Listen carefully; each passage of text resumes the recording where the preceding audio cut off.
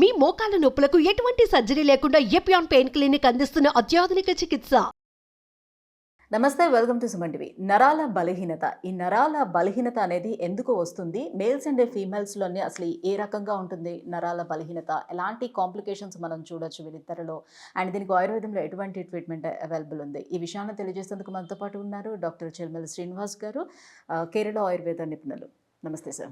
Sir, అసలు నరాల బలహీనత అంటే అసలు ఏ రకంగా ఉంటుంది, ఎందువల్ల వస్తుంది? అనాటమీ స్ట్రక్చర్ చూసుకుంటే అంటే ప్రతి ఆర్గాన్స్ అనేవి నరాలతోనే ముడిపడి ఉంటుంది. అంటే ఏ ఆర్గాన్ తీసుకున్నా అది నర్వస్ కనెక్షన్, నర్వస్ సర్కిల్ అయి ఉంటేనే దాని ఫంక్షనాలిటీ ఉంటుంది. సో అంత ఇంపార్టెన్స్ ఉంటుంది.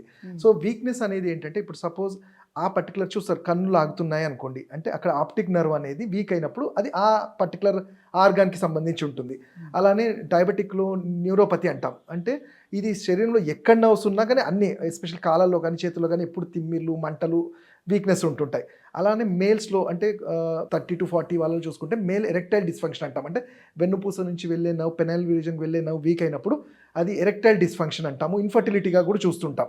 అంటే ఒక్కొక్క ఆర్గాన్లో ఉండే ఆ నర్వ్స్ దెబ్బతిన్నప్పుడు ఆ ఆర్గాన్కి సంబంధించినవి చూస్తుంటాం. ఇన్ జనరల్గా మనం చూసుకుంటే నరాల వీక్నెస్ అంటాం. అంటే ఏం చెప్తుంటాం, నిస్సత్తుగా ఉంది డాక్టర్ గారు, పొద్దున్న లేస్తూనే చాలా అనీజీగా మంటలు ఉంటాయి, ఏ పని చేయాలన్నా మాకు ఇబ్బందిగా ఉంటుంది అని వింటుంటాం. సో ఇది కాంప్లికేషన్స్ అనేది మేల్స్లో కూడా ఫీమేల్స్లో కూడా ఒకేలాగా ఉంటుంది. ఇన్ఫ్యాక్ట్ ఫీమేల్స్లో చాలా ఎక్కువ ఉంటుంది. ఎందుకంటే వాళ్ళు తీసుకునే ఫుడ్ కూడా ఒక్కొక్కసారి ఆ న్యూట్రిషియస్ ఫుడ్ స్కిప్ అవుతుంటారు కంపేర్ టు మేల్స్ కన్నా. సో ఎందుకు ఫుడ్ అనేది ఏంటంటే, మనం ఏ ఫుడ్ తీసుకుంటామో దాని సారమే ఇది న్యూట్రియంట్స్గా ఫామ్ అవుతుంది. అది నరాలకి పోషణ చేస్తూ ఉంటుంది. మీరు చూస్తుంటే చూడండి, B12 అనేది నర్వ్స్, అంటే వెన్నుపూస అరిగిపోయిన వాళ్ళలో చాలా మటుకు B12 షీట్స్ అన్నీ కూడా రప్చర్ అయ్యి ఉంటాయి. ఈ B12 అనేది ఈ నర్వ్స్తోనే ముడిపడి ఉంటుంది. సో ఫుడ్ అనేది కూడా చాలా ఇంపార్టెంట్. ఫుడ్లో కూడా మనకి ఈ నరాలని కంట్రోల్ చేసేది ఉంటుంది. సో మోస్ట్లీ ఈ మధ్యకాలంలో ఎవరు చెక్ చేయించుకున్నా B12 డెఫిషియన్సీ ఉందనే చెప్తున్నారు. సో ఇంత తగ్గిపోవడానికి ఏమైంటుంది సార్ రీజన్? కేవలం వాళ్ళు తీసుకునే ఫుడ్ వల్లే ఉంటుందా? డెఫినెట్లీ మన ఫుడ్ వల్లనే ఉంటుంది. B12 అనేది న్యాచురల్ ఫుడ్ నుంచే వస్తుంది. ఇంకోటి ఏంటంటే ఓవర్ స్ట్రెచింగ్, అంటే మన లైఫ్ స్టైల్ ఎలా చేంజ్ అయిపోయింది అంటే, ఓవర్ స్ట్రెస్గా అవ్వడం కానివ్వండి.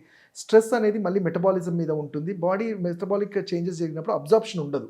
ఈ B12 ఇవన్నీ కూడా ఏంటంటే ఫుడ్ నుంచి వచ్చిన బాడీలో గట్లో అబ్జర్వ్ అవ్వకపోతే అవి చూడము. అందుకని అండ్ ఫాస్ట్ లైఫ్లో ఏంటంటే మనము ఒకేలాంటి ఫుడ్స్కి అలవాటు పడి ఉంటాం. జనరల్గా నేను చెప్పినట్టు షడ్రుచిస్ అంటాము. మధురాంల లవణ కటుతిక్త కషాయాలు అన్ని ఫుడ్స్ మనకు ఉన్నప్పుడే అన్ని న్యూట్రియన్స్ కూడా సరిగ్గా ఉంటాయి. సో B12 తగ్గడానికి జనరల్గా ఏంటంటే వెజిటేరియన్స్లో అయితే కామన్గా చూస్తాం. బట్ ఇప్పుడున్న దాంట్లో ఈవెన్ నాన్ వెజిటేరియన్స్లో కూడా సడన్గా తీసుకొని మానేసిన వాళ్ళలో కూడా చూస్తున్నాం. వాళ్ళకి ఫస్ట్ మా సజెషన్ ఏంటంటే, మన డైట్లోనే ఇవి కంట్రోల్ చేయాలి. దానికి మంచి ఫుడ్స్ ఏంటి, అటుకులు కానివ్వండి, వెజిటేరియన్స్ ఉంటే అటుకులు కానివ్వండి, పల్లీలు కానివ్వండి, ఇట్లాంటివి వీటి వల్ల అవుతుంది. నాన్ వెజిటేరియన్స్ అయితే ఎగ్స్ కానివ్వండి, నాన్ వెజ్ ఐటమ్స్ ప్రోటీన్ డైట్లో కూడా మనం కవర్ చేయొచ్చు. ఓకే. సో ఎస్పెషల్లీ మీరు చెప్పినట్టుగా మేల్స్లో చూసుకుంటే రెక్టల్ డిస్ఫంక్షన్ వచ్చింది అని అంటే ఇంకా వాళ్ళ లైఫే వృధాగా ఉన్నట్టుగా అనిపిస్తూ ఉంటుంది. సో చాలా కాన్ఫిడెన్స్ లెవెల్ అనేది కూడా వాళ్ళకి తగ్గిపోతూ ఉంటుంది. సో ఈ సమస్య నుంచి బయటపడాలని అంటే వాళ్ళు ఏం చేయొచ్చు, ఎలాంటి చికిత్సలు ఉంటాయి? ఇప్పుడు మేల్స్లో వచ్చేది ఎరెక్టైల్ డిస్ఫంక్షన్ అంటాము. అంటే ఇది ఏమవుతుంది, మోస్ట్లీ ఇది న్యూరోజెనిక్ ఎరెక్టైల్ డిస్ఫంక్షనే అంటాము. అంటే దీనికి కారణాలు చూసుకుంటే ఏమన్నా వెన్నుపూసలో దెబ్బ తగలడం కానివ్వండి, లేదా వేరే ఇతరత్ర మెడిసిన్స్ ఏమన్నా వాడుతున్నప్పుడు దాని సైడ్ ఎఫెక్ట్స్ కానీ ఉంటాయి. అయితే ఇక్కడ వాళ్ళ కాన్ఫిడెన్స్తో పాటు చాలా మటుకు ఇది మనం ఈ టాపిక్ ఎందుకు డిస్కస్ చేయాలంటే, చాలా మటుకు ముదిరే వరకు ఎవరికి చెప్పరు. సిగ్గుతో కానీ, భయంతో కానీ, సోషల్ స్టిగ్మా అనేది చెప్పుకోలేక అది ఫర్టిలిటీ ప్రాబ్లమ్స్ అయ్యి వైఫ్ అండ్ హస్బెండ్ ఇద్దరిలో కూడా గొడవలు అనేది చూస్తుంటాం. సో అందుకనే అంటే మేల్ ఫేజ్లో ఈ ఎరెక్టైల్ డిస్ఫంక్షన్ చాలా సందర్భాల్లో, కొన్ని సందర్భాల్లో కామన్గా ఉంటుంది. అదే రికవరీ కూడా అవుతుంది. అంటే నేను చెప్పినట్టు లైఫ్ స్టైల్ చేంజెస్ చేసుకొని ప్రాపర్ ఎక్సర్సైజ్ చేసుకుంటే కవర్ అవుతుంది. కానీ కొన్ని సందర్భాల్లో ఈ పుడెండల్ నర్వ్ ఏదైతే నర్వస్ నుంచి పెనైల్ రీజన్కి వెళ్ళే నర్వ్స్ డిస్టర్బ్ అయినప్పుడు ఆయుర్వేదిక్లో వీటికి రసాయన వాజీకరణ చికిత్స అంటాం.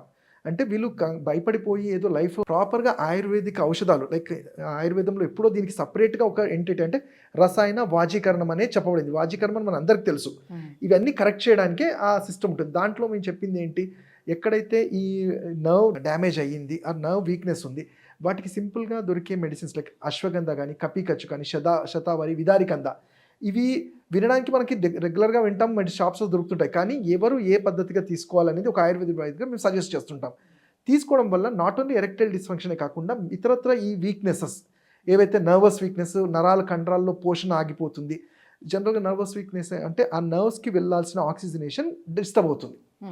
దానికి తగ్గట్టు కండరాలు ఇవన్నీ వాటికి సపోర్ట్ చేయనప్పుడు అది డీజనరేట్ అవుతుంటుంది. కాబట్టి నేను చెప్పిన ఔషధాలు అలానే ఫుడ్స్ ఇవన్నీ మంచిగా రెగ్యులర్ తీసుకోగలిగితే వాటిని మనం కరెక్ట్ చేసిన వాళ్ళం అవుతాం. సో స్పెషల్లీ ఇప్పుడు డయాబెటీస్ పేషెంట్స్లో కూడా మనం ఈ నర్వ్స్కి సంబంధించి కాళ్ళల్లోనే వాళ్ళకి పుళ్ళు పడడం కానీ మంటలు Correct. రావడం కానీ ఇవన్నీ చూస్తాం కదా. సో వాళ్ళు ఏవైనా తీసుకోవచ్చు అలాంటి? తప్పకుండా అండి. ఎస్పెషల్లీ వాళ్ళకే చెప్తాను కదా, ఈ రసాయన చికిత్స అనేది అంటే ఇప్పుడు కాళ్ళల్లో పుండ్లు పడ్డాయంటే అక్కడ కంప్లీట్గా నర్వ్స్ అనేవి డ్యామేజ్ అయ్యాయి. డ్యామేజ్. వీళ్ళకి అలాంటప్పుడు అంటే లోకలైజ్ ట్రీట్మెంట్స్ దారా అంటాం. దారా అంటే కొన్ని స్పెసిఫిక్ ఆయిల్స్ని కంప్లీట్గా ఆ పార్ట్లో ఆ ఆయిల్స్ని దారలాగా వేయటం వల్ల మళ్ళీ అక్కడ పునర్జీవనం అంటే ఆ నర్వ్స్ని యాక్టివేట్ చేయడానికి హెల్ప్ అవుతుంది. ఆ ఇన్ఫెక్షన్స్ తగ్గడానికి కొన్ని పంచవల్కల చూర్ణం, త్రిఫలా చూర్ణం చేయటం వల్ల యాంటీబ్యాక్టీరియల్ యాంటీఫంగల్గా కూడా పనిచేసి అది ఆ పుండుని కూడా హీల్ చేస్తుంది. బట్ ఇంటర్నల్గా కూడా వీళ్ళకి ఏంటంటే వీళ్ళకి షుగరీ బేస్డ్ అట్లాంటి మెడిసిన్స్ ఇవ్వలేం, కానీ బాడీలో ఉండేది శిలాజిత్ అని కానివ్వండి, మనకి ఈజీగా దొరికే ఇవి పేర్లు ఔషధాలే కానీ మనకి ఇంట్లో దొరికే ఫుడ్స్నే వీటిని మేము కషాయాలు ఇవి చేసి ఇస్తుంటాం. సో అలాంటిది కానీ ఒకవేళ షుగర్ కంప్లైంట్స్ లేని వాళ్ళకి సున్నుండలు, ఇది చాలా శ్రేష్టం. సున్నుండలు అనేది మనం చూసుకుంటే కొత్తగా పెళ్ళైన అల్లుడు వాళ్ళకి ఎందుకు ఇచ్చేవాళ్ళంటే ఈ స్పైనల్ డిజార్డర్స్ ఏమన్నా ఉంటే ఈ సున్నుండలు అనేది కవర్ చేస్తుంది అనేది దానివల్ల దానికి అంత ఎఫెక్ట్ ఉంటుంది. మినుముల్లో అలాంటిది ఎగ్జాక్ట్లీ మినుములు విత్ ఆవు నెయ్యితో చేసింది ఆ కాంబినేషన్ అనేది నర్వ్స్ని కరెక్ట్గా స్టిమ్యులేట్ చేయడానికి హెల్ప్ చేస్తుంది. సో అలాంటి డైట్ ఎవరెవరికి వాళ్ళ ప్రకృతిని బట్టి సజెస్ట్ చేయగలుగుతాం. బట్ జనరల్గా చూసుకుంటే ఏంటంటే వీళ్ళకి రెగ్యులర్ కొంచెం ఎంతో కొంత వ్యాయామం అయితే ఉండాలి. అంటే రెగ్యులర్ ఎక్సర్సైజ్ ఎంత నీరసం ఉన్నా మనం జనరల్గా చూస్తుంటాం 40 years అయ్యేసరికి కొంచెం బాడీ వీక్ అవుతుంది. అలా అని చెప్పేసి అసలు ఎక్సర్సైజ్ చేయకపోతే ఇంకా ప్రాబ్లం అవుతుంది. కాబట్టి ఒక 15-20 minutes అనేది రెగ్యులర్ అట్లీస్ట్ వాకింగ్ అనేది సజెస్ట్ చేయాల్సి ఉంటుంది. అలానే మన బాడీకి ఎనర్జీ ఇచ్చే పాలు కానివ్వండి, వెజిటేరియన్స్ నాన్ వెజిటేరియన్స్ అయితే ఫిష్ కానివ్వండి, ఇలాంటివి డైట్లో యాడ్ చేసుకుంటే చాలా మంచిగా హెల్ప్ఫుల్ ఉంటుంది. ఇవి కాకుండా మేము అభ్యంగన అంటే ఆయుర్వేదంలో పంచకర్మ పూర్వకర్మ ట్రీట్మెంట్, ఈ నర్వస్ వీక్నెస్ మన బాడీలో ఉట్టి నరాలనే కాకుండా కండరాలని బోన్స్ని కూడా ఎఫెక్ట్ చేస్తుంది. కాబట్టి నెలకి 1-2 సార్లు తైల అభ్యంగనాలు అంటాం. ఈ అభ్యంగనం చేయటం వల్ల సర్క్యులేషన్ అనేది ప్రాపర్గా అవుతుంది. మీరు చేసే ఎక్సర్సైజ్కి ఇది యాడ్ అవ్వడం వల్ల మీ ఏజ్కి తగ్గట్టు ఉండేందుకు ఇది హెల్ప్ అవుతుంది. ఓకే. అంటే పూర్వం మనకి నువ్వుల నూనెతోటి మొత్తం అంతా మద్దం చేయించుకున్న ఆ తర్వాత స్నానానికి వెళ్ళేవారు, కొంచెం ఎండకి ఎక్స్పోజ్ అయ్యి వెళ్ళేవారు. కరెక్ట్. సో నువ్వుల నూనె అనేది ఏంటంటే దాన్ని వాతం తగ్గించేది, అంటే కండరాల్లో ఆ స్టిఫ్నెస్ని రిలీవ్ చేయడానికి నువ్వుల నూనె కానివ్వండి, కర్పూరము ఇలాంటివన్నీ హెల్ప్ చేస్తాయి. ఇంతకుముందు మన పాతకం చూస్తే ఈవెన్ తలకు కూడా మనం పెట్టుకొని చేసాం. ఇప్పుడు ఎవరం చేయట్లేదు. కాబట్టి మీరు చూస్తే కాల్షియం అబ్జార్ప్షన్ తగ్గిపోయింది, కానీ మా బాడీ అబ్జార్ప్షన్ తగ్గిపోయింది. ఆ అబ్జార్ప్షన్ లేనప్పుడు మీరు ఎంత పెద్ద మెడిసిన్ తీసుకున్నా కానీ దానివల్ల ఉపయోగం ఉండదు. అందుకని మేము మా ఆయుర్వేదంలో ఏంటంటే మూల కారణం శోధనం శమనం అంటాం. అంటే అసలు ఫస్ట్ బాడీలో ఆ మూల కారణాన్ని పాసిఫై చేసి బాడీని రీజనరేట్ చేయడానికి ఇచ్చిన మెడిసిన్స్ తర్వాతనే మెయిన్ మెడిసిన్ అంటాం. అంతేగాని మనము సిమ్టమేటిక్గా ఇస్తూ ఉంటే అప్పటికప్పుడు తగ్గొచ్చు, కానీ అది మళ్ళీ రీబౌండ్ అవుతూనే ఉంటుంది. మూల కారణాన్ని కనుక్కొని దానికి తగ్గ చికిత్స చేస్తే అప్పుడు మామూలు మెడిసిన్ ఇచ్చినా కానీ బాడీ అనేది మళ్ళీ నార్మల్ అయ్యే ఛాన్స్ ఉంటుంది. Thank you so much sir. నరాల బలహీనతకు కారణాలు అండ్ ఆయుర్వేద ట్రీట్మెంట్ గురించి తెలియజేసినందుకు thank you so much. Thank you.